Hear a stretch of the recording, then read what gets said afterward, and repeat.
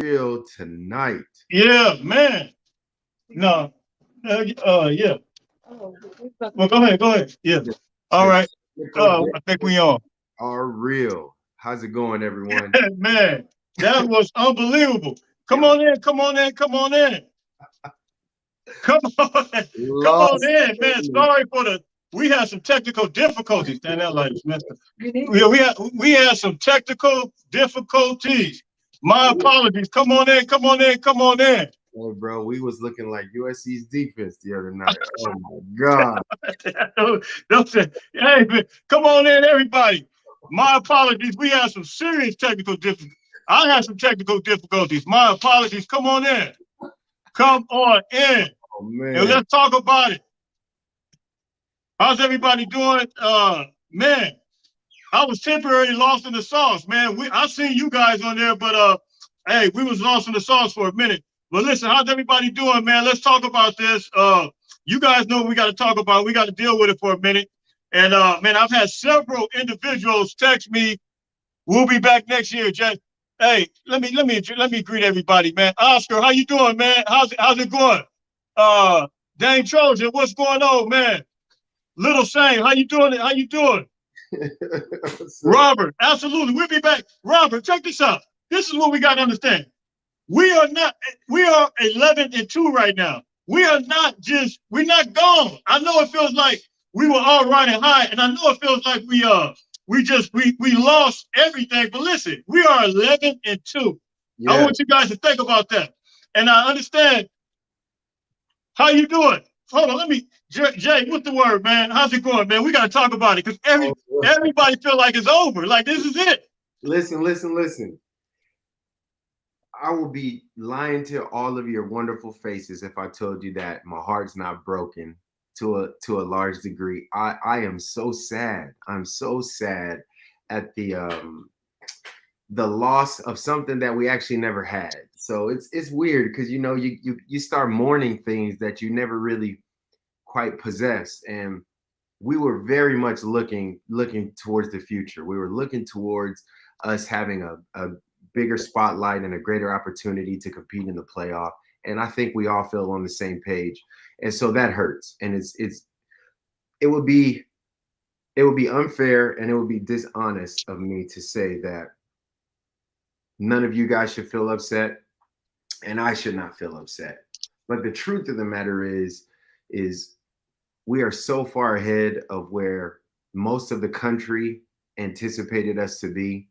I believe that we have up until this point played above our design roster level all season long. And I think that this is just it's a great time to reflect, regroup, regather, and really lock in as this USC body. Because here's the truth. I played for Pete Carroll his first year. He came in, we went 6-6, and we lost to Utah in the Las Vegas Bowl. It is something about Las Vegas and playing playing those dang Utes that's funky, man. And I don't know what it is, but I never had a good feeling about it. I tried to stay optimistic all week long, but there was that gut feeling in my stomach that we just maybe didn't have enough time to rest after that physical game coming off of Notre Dame, which kudos to them. But on another note, I'm going to say congratulations to Utah. You guys may not want to hear it, but Utah played their tails off. They really, really, really came prepared. They showed us why they've been the most dominant team in the Pac-12 over the last 5 years.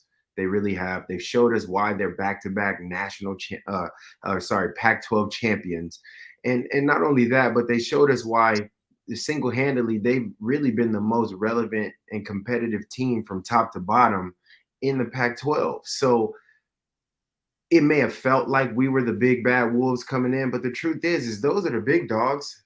Those were the guys that have been leading the pack. We have, we've just gotten back up to this uh, position of status, and so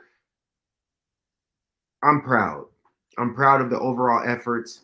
I'm proud of everything. I can recall at least 3 or 4 years back in the like early 2000s, from 2000 and essentially 2002 all the way through 2009, essentially, where we went 11 wins and everybody was excited.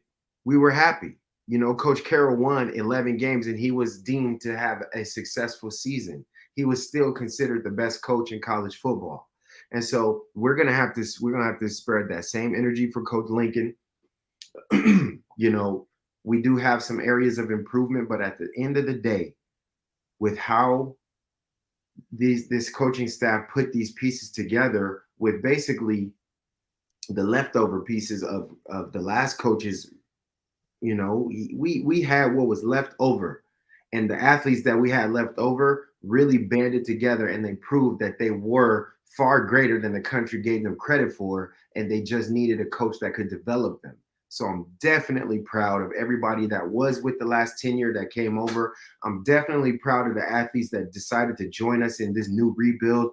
I'm just proud overall. And I can't tell you, like, yes, I lost sleep that night because whenever we, you know, I lose in anything, I feel upset. But technically, I didn't lose. I didn't play.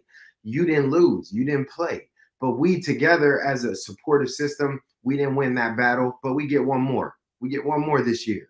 And so we need to make certain that the focus and the vibes that we send to these athletes is still very high, because the the secret to success and learning how to be a dominant winner is actually learning how to be a good loser. And if you can lose with integrity and still have bigger vision in mind, and your goals are still at hand, and you know how to support each other through those challenging times, you develop the framework mentally, emotionally, physically to overcome the struggles that are inevitably ahead of us. And that's the truth. Everybody knows that we're back. They do. It's a miracle that we played to the level that we played, and I'm just going to call it like it is. It really is a miracle. Like, we didn't have a lot of the necessary ingredients, especially with regards to depth.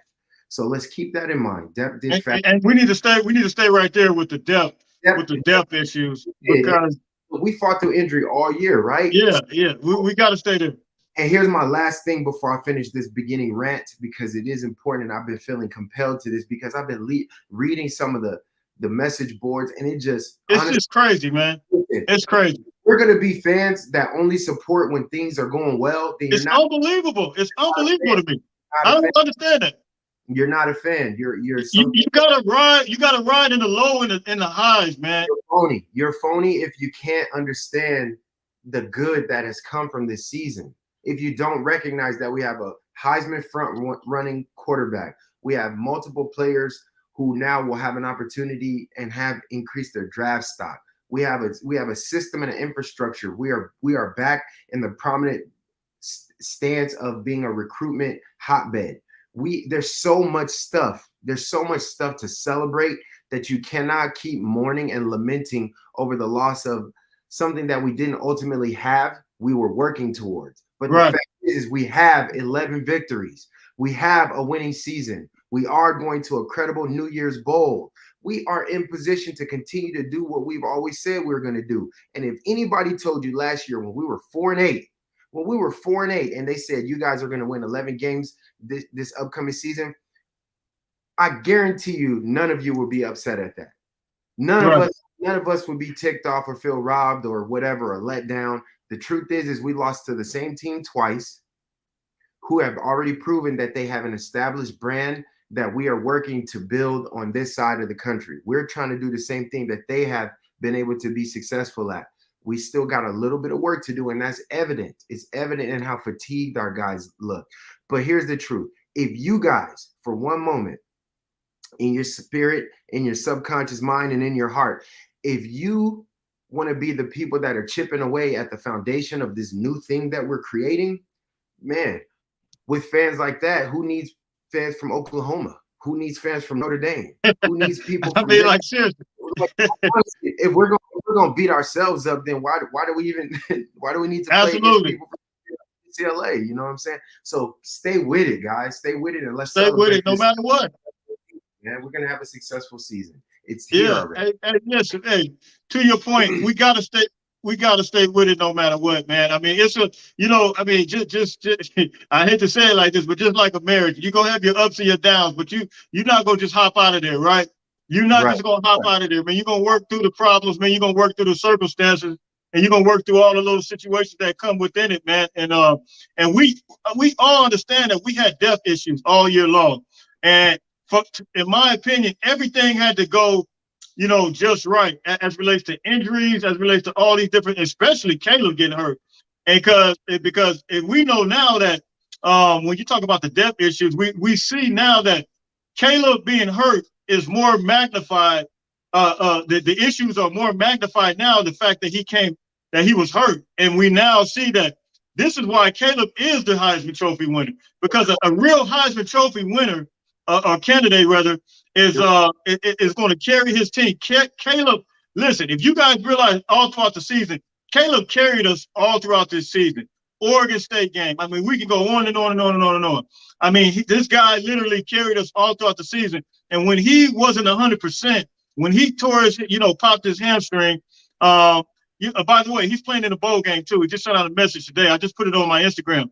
But when he did that, it just really, it just threw everything off. And you got to understand, our defense, no, that's not our defense, but he feeds off our defense. And when he's lighting it up, when he's making electric plays, when he's going all over from one sideline to sideline, Caleb Williams is feeding energy into the defense. And as a result, they play way above than what they really supposed to be playing. Because we've seen them play against Notre Dame, we've seen them play against UCLA, and it's like, man, these dudes are better than what we thought, but it's like they lose. They had some kryptonite come upon them when Caleb got hurt, man. And it's just, as a result, we found ourselves in a situation where, because we were up 17-3, we found ourselves in a situation where we were going backwards, man. So, John, you want to speak to that? Yeah, man, it's definitely true, and we knew that our overall team total success would be contingent upon the health of our quarterback. I don't think anybody can deny that. And not to disrespect our backup quarterbacks or any of the other backup players, but the sick thing is sometimes we lose sight that these are still young men, still figuring it out. And also, it was very evident that Caleb was hurt after that long run. It was very, very evident. I mean, even Reggie Bush spoke to it. He was like, man, why did he decide to slide right then? Why didn't he just run out of bounds? Yeah. In my mind, I said it looked like he jumped up, he popped up. That's what I was thinking. I said it looked like he got tight, like he tensed up. Right. Right. Maybe he tweaked something. A groin is what I was calling it in my mind. And then it turns out after the game, we found out that he popped his hamstring. Yeah. Let alone that, but he steps back into the field. Now, I don't know if you guys have ever hurt your hamstring, but the reason I left the NFL was I tore my knees multiple times. I kept rehabbing it, kept recovering. I kept coming back. And then my last year, I think it was 2008 or not, no, 2010, boom, popped my hamstring. And my hamstrings were strong and I was conditioned, but it was just the byproduct of just the wear and tear of the season. And I said, that's it. I'm not going to do this again. I'm not going to. And that was a 16-week injury for me. So I don't know how long Caleb's is, but I think these guys have a lot more technology than we had back in those days. But the thing is for me to know that he was out there with a pop hamstring, undoubtedly, without a shadow of a doubt, there is no way you could deny his competitive spirit. You cannot deny the fact that this man wanted to help his squad no matter what. He tried his best to rally the team like he always does. And I was proud of him. I don't even think that there's an argument to be made that, oh, maybe we should put the backup in. The only time that happens is if you feel like your QB1 just can't perform. And the thing is I believe he recognized the moment, and his injury hamstring day, he still put up great numbers. 363, 28 for 41, 363, average of 8.9 yards per play. That's beyond what the good quarterbacks are putting up. I mean, I don't want to call out names, but that's better than what CJ Stroud did in his last few games. Yeah. So and they saying that he's number 2. He's the number 2 Heisman front runner or whatever. So all I'm saying is, look, we are on the cusp. This is again just the beginning of something really, really beautiful. And even with that, Caleb brought us within 3 points, man. He brought us within 3 points. I just saw a very tired defense. I saw a defense that was fatigued. I saw a defense that, and you guys are gonna hate this. You are gonna hate this statement that I'm gonna make. Some of you, the defensive scheme was really good, and here's why. Every time a Utah player caught the ball or ran the ball, there was a Cardinal jersey around it. Every time. I seen that, man. It was like Every time. you know, and I've seen a couple times when they got the hands right in the face. Nobody was running wide open. Nobody was like out of position initially. But here's what happened. We got bullied. The offensive line moved us from Utah. The receivers broke tackles from Utah. Their skill players, when they were blocking for their running backs, they actually kept our DBs blocked up. And so I just saw like, man, we look like we finally ran out of gas. Like all the things that everybody was anticipating was going to be the real struggle of our defense, all of the stuff that people were saying, the turnovers, they're not going to be able to do this forever. Well, we did end up getting one, but we dropped 2 to 3. So the bug finally hit us. It hit us in this big moment where I don't know if 100% our young men had enough recovery mentally, emotionally after that last big game, after this last final push of the season to finish with the level of oomph that was necessary for this particular matchup. Whereas Utah, they really knew it. I'm not making any excuses for Utah. Actually, I'm congratulating them. Utah knew that if they made it, that they were going to play the Trojans. The Trojans, however, did not know who we would play. There were 2 potential options, maybe even 3 options for us to play coming off of our last game. So as they played Colorado at the tail end of their season, they knew that they could start preparing for what we were doing. They got to see us play against Notre Dame when we really played our most physical game by my standard of the season, and they knew exactly how to scheme that. So then when we came back, we knew, okay, now we got to prepare for Utah. And there's all these mumblings of other players not being out or playing, and the Utah players are hurt and all that. I didn't believe none of it. But what I'm saying is that's a lot of window dressing.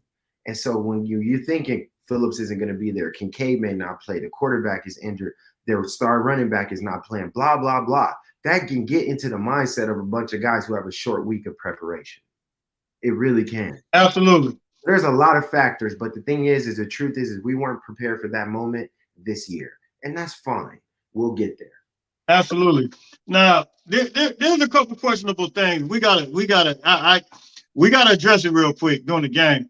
Yep. And you know, I normally don't like to, but we gotta address some. I don't like questioning play calling, but man, it was some questionable things when we were up, and you know, we had a 4th and 8 situation on their side of the field. Yeah. And I'm just thinking, like, wait a minute, we could play for position. We were up. When we were up, I think we were up 14-3. I think. And yeah, 4th and 8. Yeah. It was a 4th and 8, and so we decided to go for it, and give them that short field. And it's like, if we know we got a defense that's already banged up, and if we know we got a defense that's lacking in depth, I don't understand why we would do something like. And then it was another play where we was 2nd and 1. We decided to pass, and we could have just ran it, man. I don't feel like we've ever really established a run like we could have used Barlow, used Jones. Yeah. I don't understand that. What's your thoughts on that? So two things in my school of thought. If I'm an offensive coordinator, and now I'm playing this game like I'm a defensive coordinator, right? So I'm looking at what our offense is potentially capable of doing. So our run game is completely based upon the RPO, stems, and the things that we can do with Caleb being a threat, holding it at the mesh point, pulling it out. Right. Because Caleb was not mobile, they were just blowing up the middle and making sure that we couldn't get those second level pushes. It was very obvious. Like our run game stopped when, number one, Andrew Voorhees was out. So we had to shift guys, right? Right. And that was a big loss for us, more than people want to give it credit to. Because that was a huge loss. It was a huge loss because it forced everybody on our line to shift into positions that they weren't 100% at. I think Mason Murphy fill in for him? He had to go out there on the right side, and he for it for all game. He did well in Yeah. spurts. You can tell that they kept coming very aggressive from that edge, and it was a lot. It was a lot to ask in that moment. I totally understand that. No excuses, but again, this is where depth comes into play.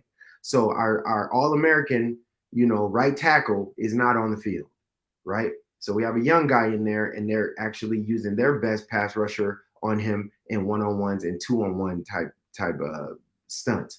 Long story short, we couldn't run the ball and establish the run because the backside penetration was actually pursuing the run before we can even hand the ball off.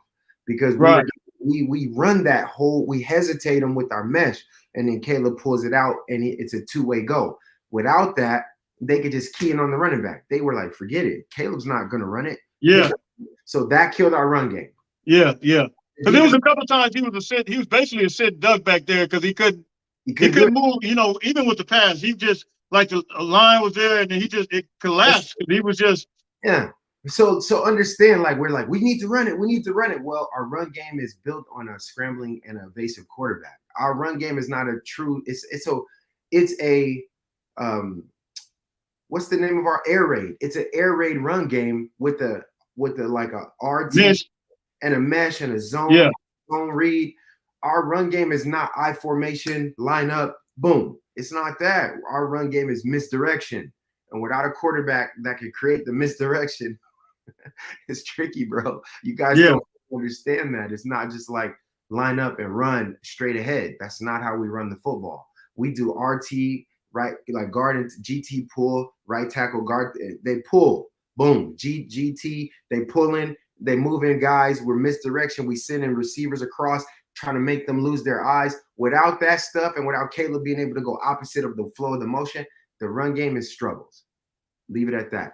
I thought we did the best we could with the circumstances. Now, the 4th and 8, I was a little upset at that, but wasn't that the play that Raleigh almost converted it? Was that the one? The 4th and 8 was I just remember it's 4th and 8. I can't remember exactly what play that was. It like Raleigh's knee hit the ground and it looked his knee. Yeah, they replayed that. Yeah. It was a good play call in terms of the matchup because Raleigh did what he did, but his knee hit the ground. So imagine we're having a conversation if he doesn't get his knee down, and that's a first down, because I know how excited you were when he converted it and then they called it back, right? You were like, yes, and then we're like, dang. Right? Yeah, well, I actually thought it, I mean, looking at it, it looked like he touched, when I was first looking at him, so. His knee touched? Yeah, it looked like it, to me, it looked like it touched. I couldn't tell. I thought he scrambled out of it, but imagine that he does convert, then we go up, and now we're up 3 scores. We're up 3 scores. So it's like, man, Lincoln's a genius. That's the game, bro. You're in Vegas. He rolled the dice. It crapped out on that. And I understand we were up. I think he wanted to put a dagger in him, man. I mean, we were up big, and he wanted to put a dagger. I don't think just given the fact that these guys were injured, man, and that's probably a deep, like you said, a defensive move, man. He wanted to put a dagger in. He didn't want to play around, man, because our guys were just. You don't want to see what happened. Like what happened. Yeah, but look, at this point, our defense has stopped them 3 drives in a row. Yeah. So we didn't have a reason to believe at that point that we were going to right. We did not have a reason to believe that because hindsight is 2020. We saw the end of it play out, and we're like, dang, that was a bad decision. But in the moment, our defense has stopped them multiple times. We dang near almost got a couple picks, right? Mekhi Blackman almost had a pick. We were putting pressure on them. We were putting pressure on, and our offense, we knew our offense was starting to struggle to move the ball. So you get that far into your zone, and you I get it. I'm not saying 100% agree, but I'm saying I understand why. And we're not the coach. We don't know all the factors that were going on in that series. Caleb's saying, I'm hurt.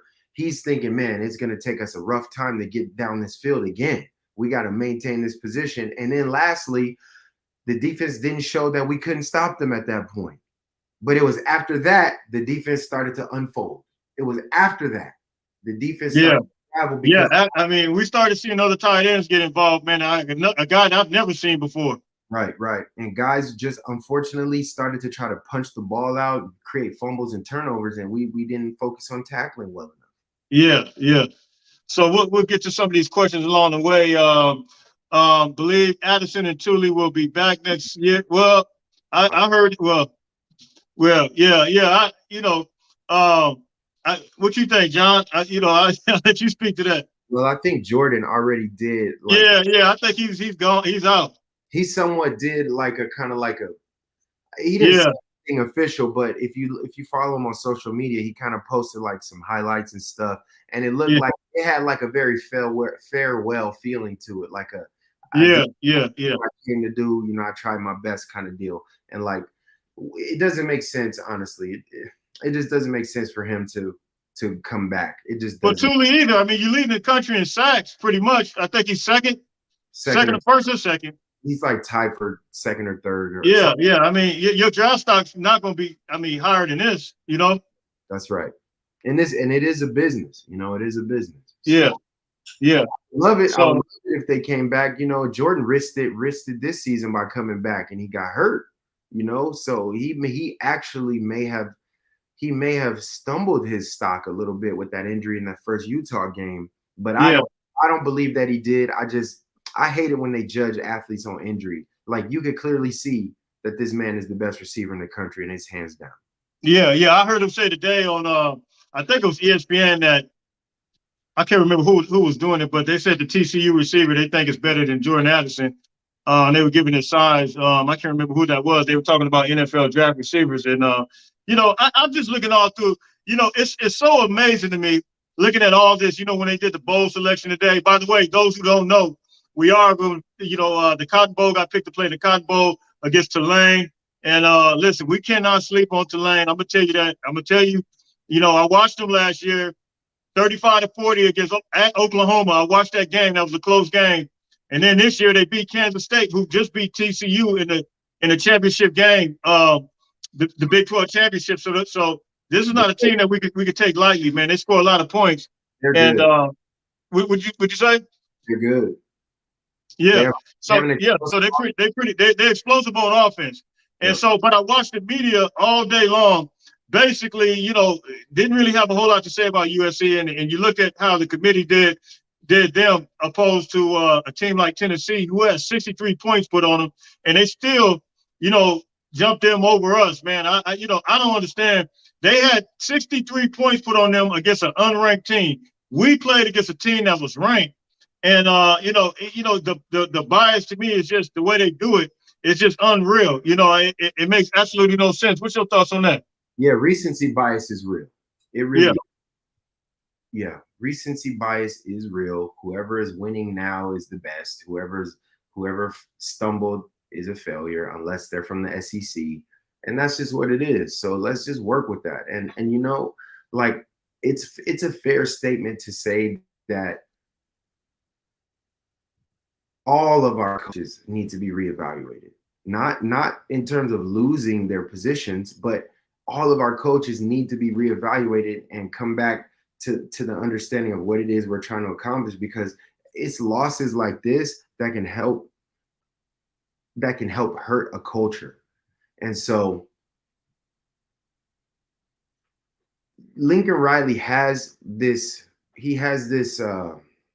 stigma of being just a guy who only cares about offense, right? I think that he cares about defense. I really, really do. I believe that he more so cares about defensive coordinators who recognize his style of coaching and can blend. And it's going to be a tough thing for all coaches to kind of work with that. In my opinion, all other defensive style coaches to marry into what his philosophies are. And it takes time. It does. I can't compare anything from anywhere because that's not SC. I don't care where he was before now, what has happened before they came to the Cardinal and Go. None of it's relevant. What's relevant is this one body of work, and this one experiment that they had this year proved to be successful and unsuccessful simultaneously. So we've got to figure out what is that perfect blend to marry a healthy offensive attack with a very strong and credible resistance in our defensive side. Is that Grinch? I don't know. But for everybody to say this is all Grinch's fault is a lie. It's fake. It's because I saw us drop interceptions on the field. No matter how much you dislike a person's philosophies, if the athletes that you're supporting are in position to make plays and they do not, you cannot blame anyone else. If I mean, I saw them hitting the offensive players from Utah and dripping off of them. Yeah. I saw them lose. I saw guys looking at the quarterback when their man was running in a zone. And so I'm thinking, this is just undisciplined football. It looks like they're just trying to make individual plays right now and not playing team football where we believe that, like, here's how it feels. It feels like this. It feels like everybody was expecting somebody to make the play. Like it wasn't their specific job to make the play. That's what it feels like, in my opinion. It felt like That's what it looked like. Yeah.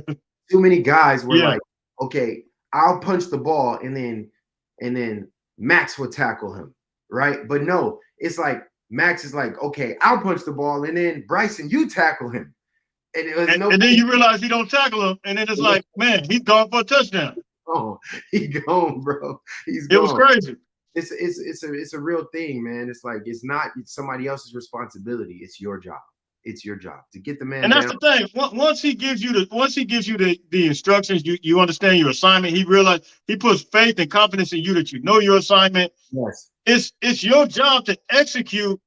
Once you out there, he can't execute the play for you. He can't wrap up for you. And we've seen I've never seen so many broken tackles like that. I mean, that was just weird to me.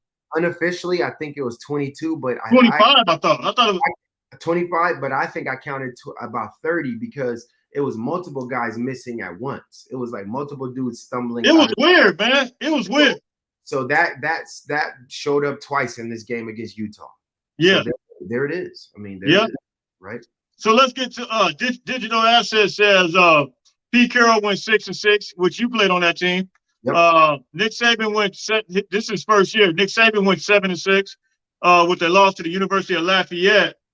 And then Kirby Smart went 8-5 in his first year as well. So listen, 11-2 is a huge accomplishment opposed to these records that you see right here. And the great Pete Carroll, the great Nick Saban, and the great Kirby Smart, all these coaches or Kirby Smart is on his way, but the two before are Hall of Fame type coaches already. And Kirby Smart is on his way. And they had those issues in the beginning as well. So, of course, you got your growing pains your first year. You got your system that you implemented. It's first year, you get new things, new guys acclimated. And as a result, it's going to be some growing pains. But it still went to a major bowl game that's going to have a major payout. And I don't think the Cotton Bowl is something to just take lightly. No, it's a strong bowl. It's a strong bowl. I mean, look, the year I won I won the Orange Bowl playing with Carson Palmer, Troy Polamalu, and many, many more. I mean, the list goes on and on. We played against Iowa in the Orange Bowl, and we lost 2 games. We went 11-2 that season. And we went to the Orange Bowl, and everybody was so high on us. Everybody was so clapping, and we were just so proud of us. And guess what? It came after a year where we went 6-6. So I'm just like, we went 4-8 last year, guys. And now we just went 11-2. The same as we did back in 2002 when Carson won his Heisman.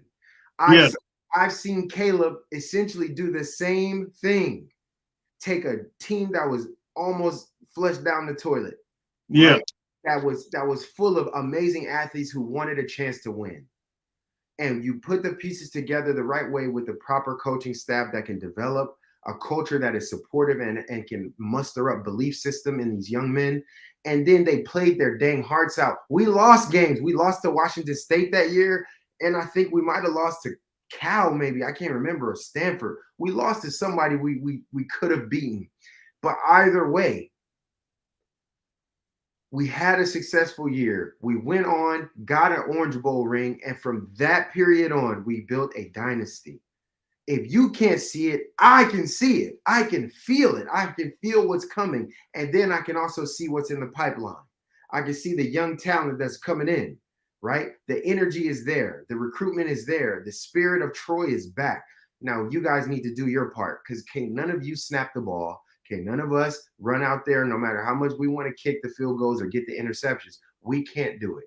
But what we can do is pour love, support, positive reinforcement, actually be the real fans that can help these young men recognize that they're in a strong supportive system. Stop being the people that's like pouring salt in the wound. Like none of y'all felt as much pain. None of us felt as much pain as those athletes did. None of you, physically, mentally, and none of you or I had the same level of heartbreak that the staff had or that those young men had. Absolutely. So getting to the game, man, we had yeah, you know, we all felt I think I don't know if this one felt worse than the first one or not. I mean, it hurt. You know, I mean, the first Utah loss, I think the way that was done, but this was totally different, I guess, because it was so high of expectation because it was just one more win, literally one more win. And you talking about real deal playoffs now.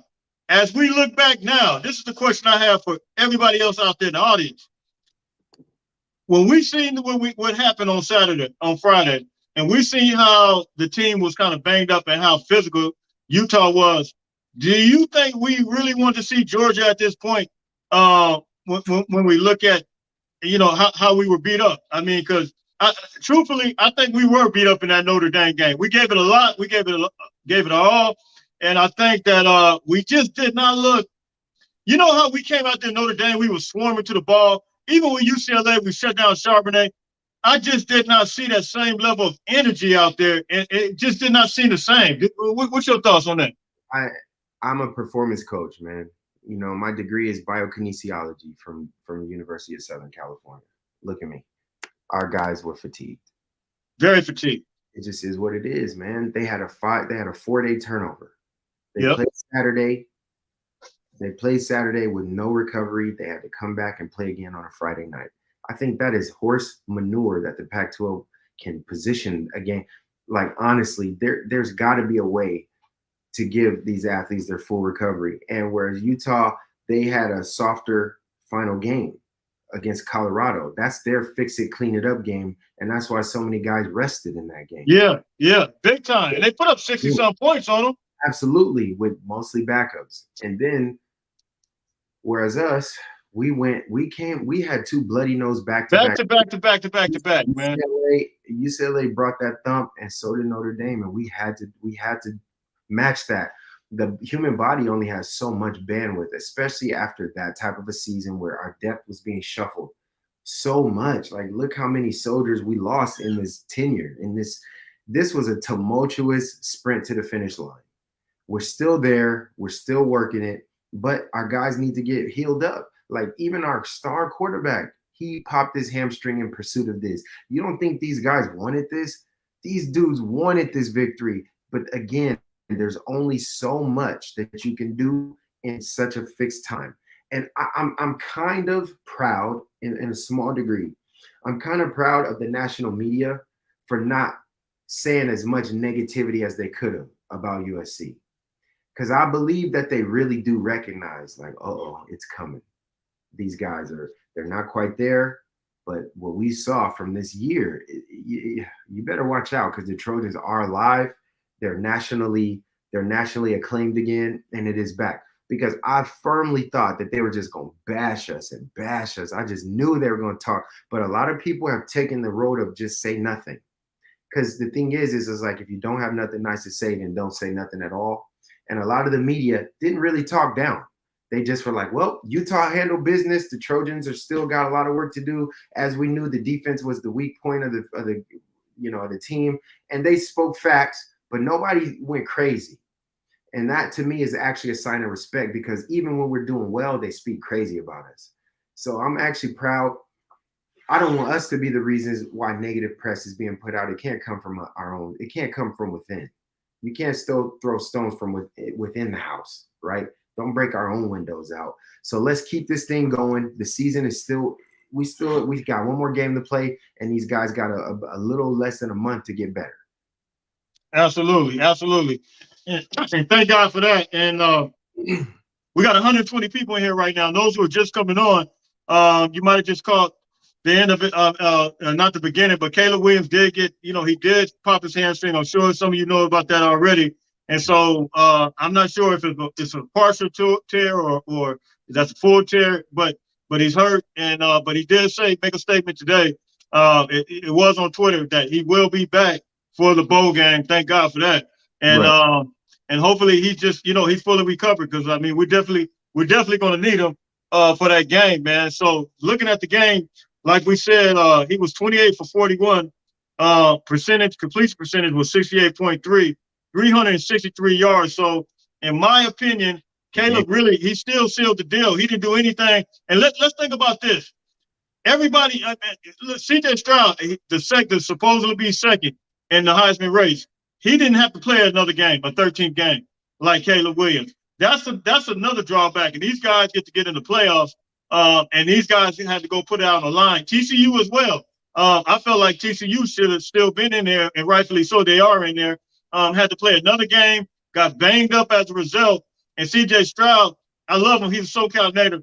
But C.J. Stroud get to sit back and watch everybody else lose, and as a result get banged up while he still got his health. So I think Caleb Williams secured the Heisman, in my opinion. What you think? Without a doubt. And you know what? If anybody can argue that Caleb Williams isn't the best player in the country, and I'm gonna put my name on it. If anybody wants to argue or dispute that Caleb Williams from the University of Southern California is not, without a doubt, hands down, the best player in the country, you're out of your mind. You need to go argue with a rock. He is the best player in this nation right now with a pulled hamstring. Absolutely, man. So look, man, we'll find out. I think the Heisman. When is the Heisman? Is it this weekend coming up? I think the 10th. The ceremony is the 10th. Okay, the 10th. So you look at some of these other yards here. Austin Jones, he was 15 for 35. Once again, I mean, we talked about the run game. I felt like he could have did more than that. Have more touches than that. Taj Washington, 6 for 93 yards. He actually had a pretty decent game. Jordan Addison, 5 for 65. Mario Williams, 3 for 51. And then Rice was 3 for 42. And then Jones on catching 4 for 40. And then Kyle Ford, I would have liked to see him he's so much of a beast, man. He had 2 for 38. And then you had Kyron Hudson, man. So, it's just, man, that we have better players. And we could have utilized it better, man. You just kind of hate to see it go the way that it is now. We got, I think somebody mentioned it, over, I think it's 40, 50 some people in the transfer portal. It's never been this many guys, man. I've seen so many guys get ready to. What's that say? Go ahead. Say that again. Who's in the transfer portal? Well, you just see guys from all over the country in the transfer portal, man. So, I haven't yet to see anybody yet from USC. Have you? Not yet. Yeah. So, I'm hoping we can keep Gary Bryant Jr., man. I really, man, GB. I hope we can keep Gary Bryant, and I'm so glad. I'm glad I didn't see his name in the portal, and I felt good because everybody started putting their names in the portal from everywhere, and we didn't see his name, so I feel good about that. Well, man, Lord knows that he's a Trojan, man. He is a Trojan, and it probably was a wise choice for him to bet on himself and maybe sit this one out when you knew that you can't waste a year. Going into next season, Jordan's out. He steps right back into the same position he was in as receiver 1 through 4. I mean, he's just that good. And so we can't, I hate even the thought of losing Gary Bryant Jr. as a Trojan, man. Nobody knows how much I love that young man. And yeah. He's a great person. Like, if you all knew his heart, if you just knew his heart and his work ethic, So GB, if you ever listen to this, man, we want you, we need you, we love you. You know what time it is. You Cardinal and gold through and through, man. You need to be absolutely forever. Absolutely. So man, this is it's really hard to believe that this season, man, is this is Alan Maddox. I think he hit me earlier. He wanted a question. Alex, if you still got that question, you can send it back through. I remember you hit me. I think it was you that hit me in the inbox earlier. So look, it seemed like the season started, man. I mean, just started. I mean, this thing seemed like it went by so quick, man. And man, Yeah. it's we're there now, man. It's at the end. Alex said, "I'm all in the train USC J&J." Well, hey, I appreciate you, Alex. Alex, whatever that question was, man, if you could send it, I think it was you that sent it, and it was an important question. I can't remember what it was from earlier. Now, I meant to screenshot it, but we had some technical difficulty. I did screenshot it, and I can't look it up on my phone right now because I had to switch up. So good. So what's your thoughts on the season going right now? Let me answer Alex's question. He asked if he said that he didn't understand why Grinch on 3rd and 19 didn't send more than 3. Oh, you seen it? You seen it earlier? He rushed 3. He only rushed yeah. on 3rd and 19, and he's like, why didn't we rush more so that the quarterback had to throw the ball sooner? Well, on 3rd and 19, I would not do a super blitz. On 3rd and shorter, I would do a blitz. But on 3rd and 19, you could play soft coverage and have your linebacker get depth, have your extra D lineman get depth, and force everything underneath, which we did. But guess what, man? Instead of tackling the guy, we tried to strip the ball, and the dude ran for a touchdown. So like, it's like you gotta literally like RDB, and I'm not gonna call out names because I thought he played very well coming down the stretch from us. He secured the tackle, punched the ball, and then let the tackle go. And then he looked shocked when the guy was still upright. You can see his whole body language. I watched that play like 5 times. Yeah.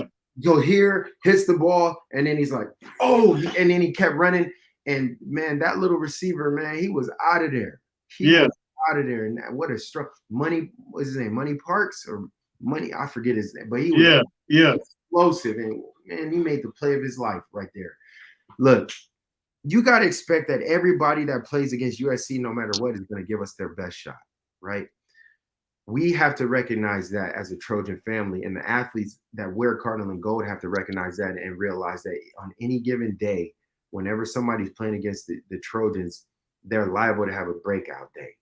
They're liable to have a highlight career day. It's because they're leveled up for this. This is their dream. It's been like this for years, though. I've seen this like this guys out of nowhere just come up and be Superman, man. That's how it works. And it is historically, you see a lot of guys have their breakout moments against the Trojans. Man, that is because everybody is turned up for that matchup. So we just have to recognize that as a Trojan body and know, okay, man, you're about to get their very best shot every single time. There is no letting off the gas. There is no letting off the gas. And the truth is, I just don't think we had enough gas left in the tank to begin with. That's the reality of it, man. We needed that extra day. We needed that Saturday. We really did. Yep. That's the reality of it. No extra gas plus the depth. That's a bad combination right there, man. B Hunter, appreciate you, man.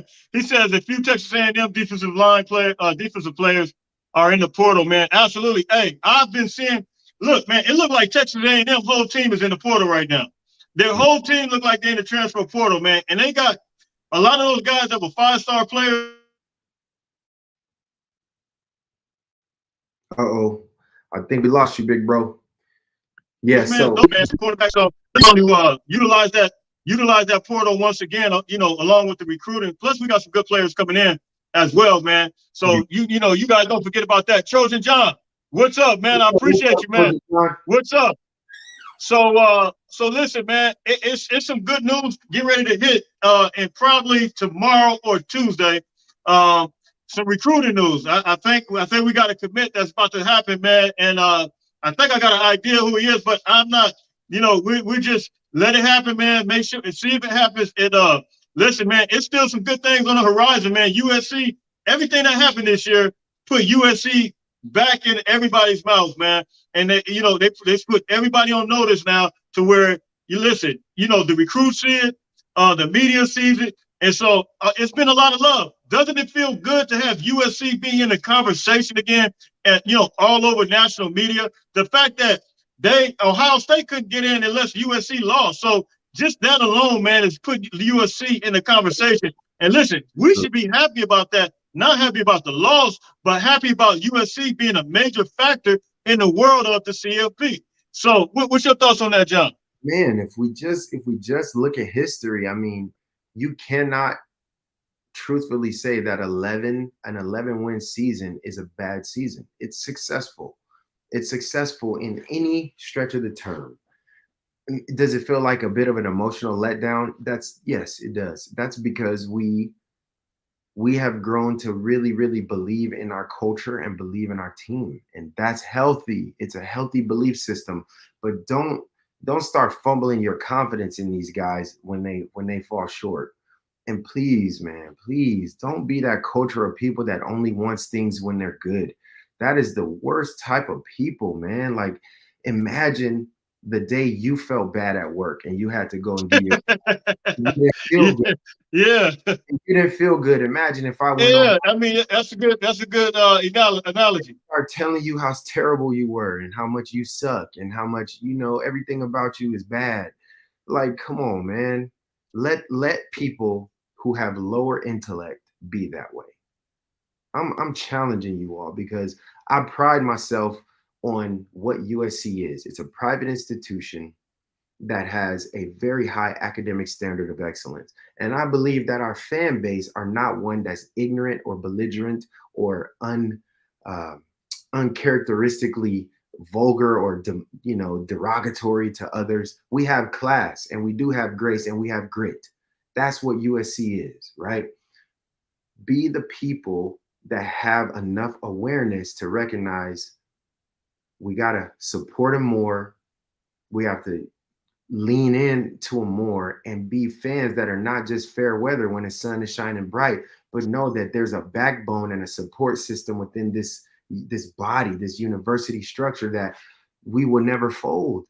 We're like palm trees. I don't know if you know about a palm tree, but here in Cali, palm trees are very different than most trees because they don't have bark. It's not like a traditional wood where like you can where it splinters, but instead there's a spongy material, a spongy type substance on the inside that allows for the tree to bend, that allows for the tree to lean. And so when the strong winds come in and when we get our coastal breezes, our trees, our palm trees, they just bend, they bend. And the roots, they go not so much out like this, like most trees roots, they spread horizontally, but palm trees roots go very, very deep. They go very deep. And if you ever watch a palm tree, and you can see them behind me, the reason I'm saying this is because I study palm trees. I'm impressed with their durability. They're amongst the only trees that can survive tornadoes and hurricanes. Most other trees, they get blown over and they fall over. They get split from the roots and they fall over. But palm trees, they just bend. And then once they bend, that bending and that flexion forces their trunk to get stronger, and they create more bonds that strengthen and solidify the tree. And because the roots go deep, deep, deep, deep, they don't fall over like the average trees during storms and tornadoes and typhoons and when it's hard. And the trees that are palm, they can withstand the sun. And when it's hot and it's burning, they can fight through it. That's what we need to be. We need to be like the palm trees that inhabit our beautiful land here. That's what USC is, right? We are those trees that spread our roots deep. And guess what? You can test me on this. If you research the way palm trees grow, they always, always grow towards the sun. Literally, I've seen palm trees morph their whole body so that they can find the sunlight. A lot of trees, they only grow one way. And if the sun can't get them and they can't get sunshine, you know what? They wither away because they're not getting enough vitamin D, the nutrients that's needed for life and vitality. Whereas a palm tree, literally, it will bend its body and morph itself to lean towards the direction of the sun. And I'm not talking about the S-U-N always, if you catch my drift. I'm talking about the S-O-N, the one and only sun, the son of the Most High. And so I'm speaking my language, but I need you to understand that positive light that we shines allows for us to strengthen the fibers of our trunks and spread our roots deep. And that's how we continue to do this thing as a Trojan family. You guys need to understand and catch my drift. Yeah, man. So, we got to put everything in proper perspective. Listen, we got to move forward with this thing, man. We got to move and grow with it. And we got another game coming up, man. And the name of that team is Tulane. They got one of the worst uniforms I've ever seen in my life. I'm gonna say that first of all. I can't. They lost in the sauce, but they are the Green Wave. They're lost in the Green Wave sauce. But I'm not speaking bad about them. They just look like some turtles, man, straight up. But I mean, they look like some straight turtles. But the thing is, we're not even about to go there. Hey, but Jay, the thing is, they lost in the Green Wave sauce, man. I mean, really. But they got a good offense. They beat Kansas State, and they're a good team. I'm not taking nothing from them. But them uniforms look like the Bad News Bears, man. I mean, that's just the real deal. Well, I kind of like it, bro. They're. You like it? Oh my God! No. Blue. What I'm saying is, I like the fact that they don't care about none of that. They just bring their man. They go out there and play. They got that quarterback is a gunslinger, man. Man, this is gonna be a tough game. This will not be an easy matchup. Listen, Kansas State. They just won the Big 12 championship. They beat them. Yeah. I mean, they absolutely beat them. I watched them last year play against Oklahoma, first game of the season. I thought they were going to beat Oklahoma, man. And they only won 2 games last season. Right. And so it was 35-40. So this team got some, and they switched coaches, got some of those same players, and now they out there. They are the Trojans of their region. They really are. Yeah. I mean, they're in Louisiana, man. So, hey, look, man, I know I've seen a couple comments in here saying that, we playing Tulane, and yes, you see Oregon State is playing Florida. You see Notre Dame playing South Carolina. You see all these other schools playing. Even who's playing Texas? That was somebody's playing Texas in the Alamo Bowl. I can't remember who it is. Washington. Washington's playing Texas. Pac-12 and you see all these other schools get the opportunity to play these big time brands, but. Listen, do not sleep, and we'll get an opportunity to review on them. Do not sleep on that team just because they're a brand, because they beat a good UCF team, they beat a good SMU team. They beat a lot of teams that are explosive, man. And I'm telling you, we just don't want to sleep on them. The uniform is what it is. So, what's your thoughts on them, John? Yeah, Tulane's going to be a tough matchup. They're very good. They would have had a lot of success in the Pac-12 if they played here this year. Yeah. Is their offense is very high powered. Again, they resemble to me. They're like the USC of that southern region. Yeah, they could put up points very fast. So very fast, man. Let's go. I mean, that quarterback. I mean, he's not throwing short pass. This guy is throwing some laser darts down the field. I tried to check some of that game out yesterday. They played they beat Central Florida yesterday again, and they whatever championship that was. I can't remember what championship that was. Was the Conference USA? I can't remember which one that was. They're going to test our defense for sure. Yeah. So, look, man, we just wanted to come in, tap in with you, check the contract. What's up? Any questions you got, man, come on and bring them on in, man. And we're about to get out of here. We've almost been on here an hour. We just kind of had to express and see, just check everybody's temperature, man, and see where everybody's at right now because, listen, hey, I know it was a few Trojan fans that was a little lost in the sauce after that game, man. And really, the thing about it, we didn't have to get lost in the sauce at the end of the game like the other Utah game. We got lost in the sauce in the middle of it. I know I did. I was just like, wow, what's really going on? So, look, I love the team. We still love the team. We still going to support them. Yes, we want to make proper analysis. We want to make proper comments as relates to the defense. Does it have issues? Yes, it does. We acknowledge that. We don't want to act like it's not there. So before we get out of here, any questions, bring him in. Jay, you had anything, last thing you wanted to say? Well, yeah. I want to say thank you to the players who contributed this season and really put their hearts on the line. You guys, not only did you entertain us, not only did you fight and show us, you showed us so many great moments that just will live in our mind, the reel of our minds and our hearts forever. Most of us have been waiting to see this type of a celebration of a season for years, man. For me, it's been close to 2 decades. I've been just wanting to see USC back in a position and a seat of prominence. And I'm just so honored for every single one of you young men who have put it on the line. And thank you to the coaching staff who decided to join this journey and represent the Cardinal in gold, because this is a completely new brand. It's a restructure. It's a rebuild where 95% of everybody that's in this new administration weren't here last season. And that is something really remarkable that should not be overlooked. God bless you. Absolutely. Thank you for your bravery. Thank you for your sacrifice of pain. Thank you for putting your comfort level on the shelf for this portion of the season and really putting your bodies on the line.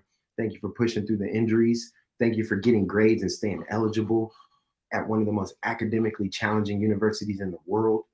Thank you for everything. Thank you for the touchdowns, the interceptions, the sacks, the fumbles, the punt, the punt returns. Thank you for the field goals. Thank you for the quarterback throws, the beautiful, amazing Heisman performances. I love you all and thank you. And absolutely, viewers, thank you guys for making this season so fun. Absolutely. And listen, it's not over just because of the season. It's not over just because of the season. I'm still coming. We still coming. And listen, I'm getting this phone call thing jumping off, man. So we want to hear from you. Want to hear exactly from you. Want to hear your voice.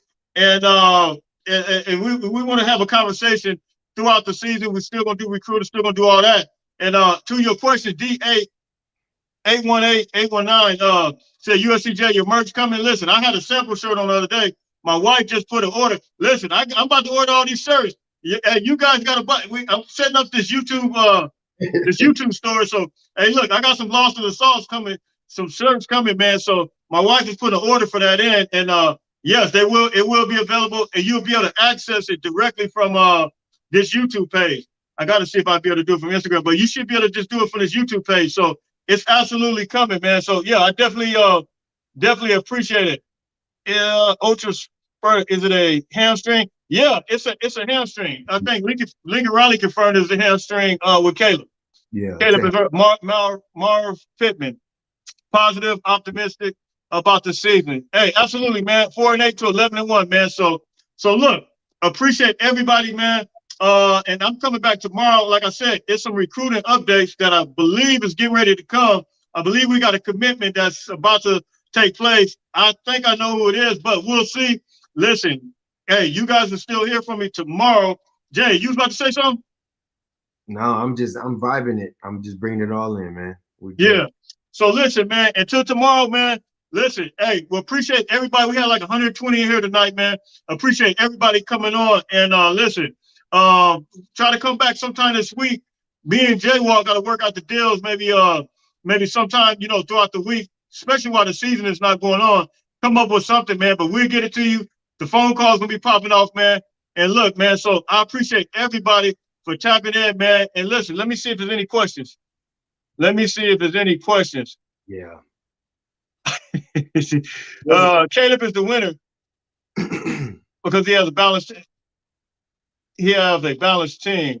Roger, I don't know the Tulane QB1. He will go 26, 32, and 400 yards. I guess you guys got some comments about Tulane, huh? Cotton Bowl is a top-notch bowl game. It is a top-notch bowl game. I think we kind of need to recognize that, man. It's a big-time bowl game. Now, let me say this. Out of all the New Year's Six bowls, we were the only ones that had to play the at-large bid team.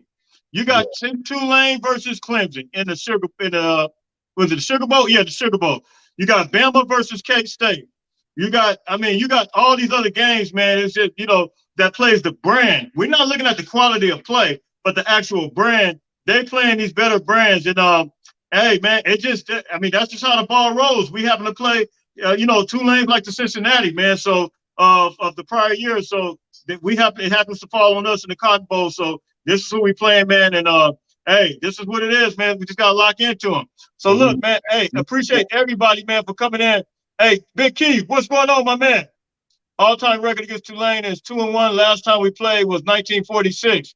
And listen, this is the first time since 1940-something that Tulane, I had that information put up on my phone, but Tulane has played in a major bowl game, I believe. If I'm not mistaken, since 1940-something. Is that correct? They will be prepared for sure. They will be. Absolutely.